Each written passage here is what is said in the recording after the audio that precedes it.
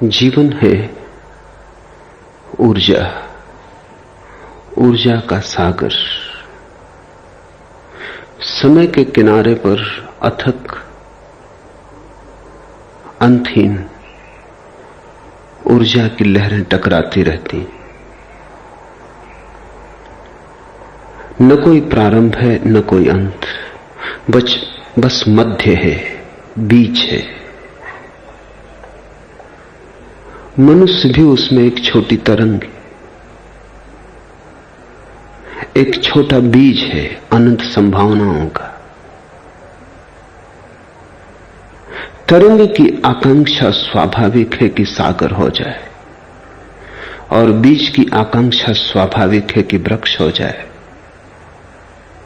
बीज जब तक फूलों में खिले ना, तब तक तृप्ति संभव नहीं। मनुष्य कामना है परमात्मा होने की, उससे पहले पड़ाव बहुत है, मंजिल नहीं। रात्रि विश्राम हो सकता है, राह में बहुत जगह मिल जाएंगी, लेकिन कहीं घर मत बना लेना। घर तो परमात्मा ही हो सकता है। परमात्मा का अर्थ है तुम जो हो सकते हो उसकी पूर्णता। परमात्मा कोई व्यक्ति नहीं, कहीं आकाश में बैठा, कोई रूप नहीं, कोई नाम नहीं। परमात्मा है तुम्हारी आत्यंतिक संभावना, आखिरी संभावना, जिसके पार फिर और कोई होना नहीं, जिसके आगे फिर कोई जाना नहीं, जहां पहुंचकर तृप्ति हो जाती है, परितोष हो जाता है। प्रत्येक मनुष्य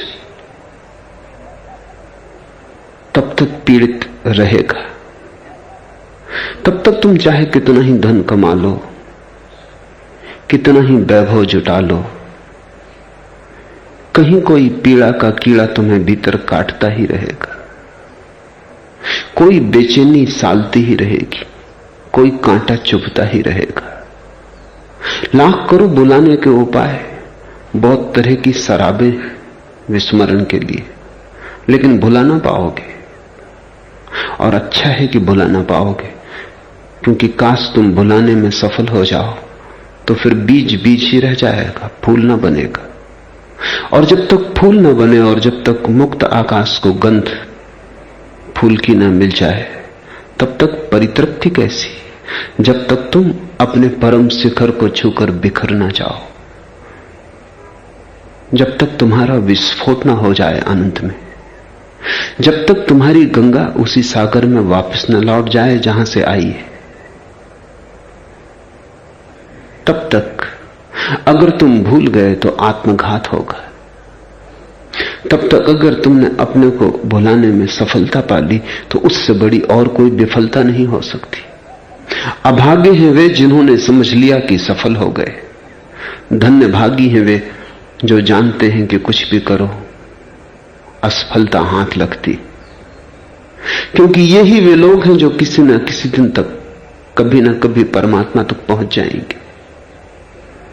जहां सफलता मिली वहीं घर बन जाता है, जहां असफलता मिली वहीं से पैर आगे चलने को तत्पर हो जाते हैं।